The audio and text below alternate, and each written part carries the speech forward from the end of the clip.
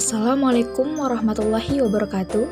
Halo semuanya, perkenalkan, nama aku Feni Juniarti dengan NIM 12022000017 dari kelas SI 4407 Prodi Sistem Informasi.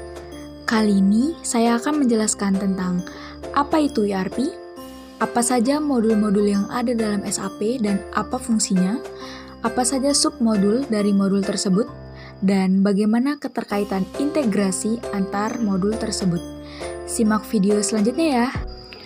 Anda mungkin sudah pernah mendengar tentang ERP, tapi apakah Anda benar-benar mengetahui apa itu ERP?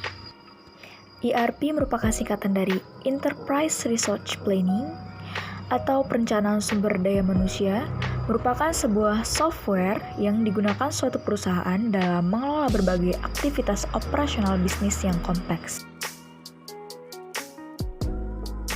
Selanjutnya, kita bahas yuk, modul-modul apa saja yang ada dalam SAP dan apa saja fungsinya. Yang pertama, FICO.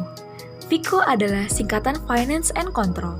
Modul FICO ini menggabungkan standar akuntansi, manajemen uang kas, ledger umum, konsolidasi yang mana tujuannya untuk membuat laporan keuangan akuntansi biaya yang terdiri dari cost center accounting, analisis keuntungan, dan juga elemen cost accounting.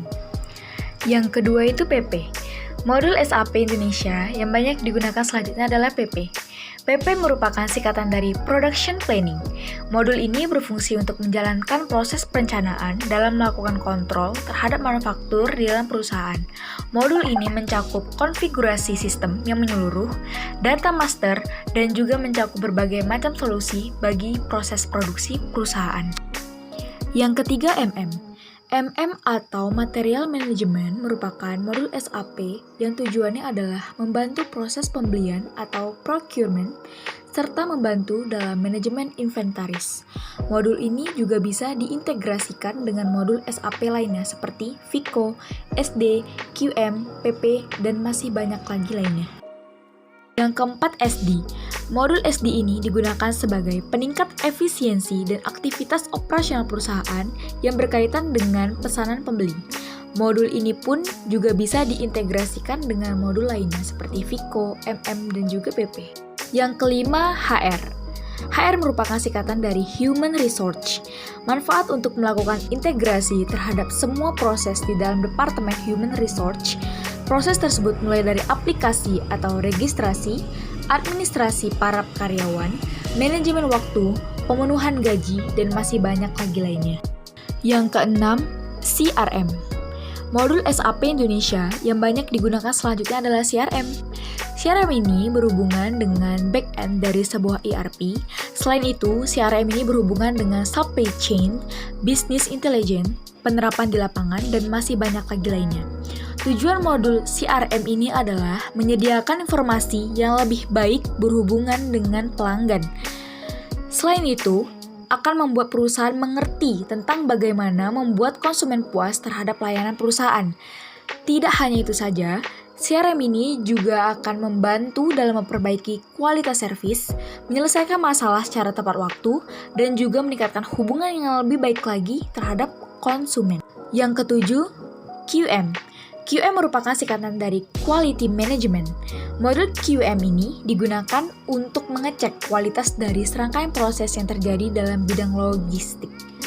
Yang kedelapan atau yang terakhir, modul yang digunakan perusahaan adalah PS atau Project System, di mana modul ini digunakan untuk mengintegrasikan semua proses dari perencanaan proyek, eksekusi, dan juga kontrol perusahaan.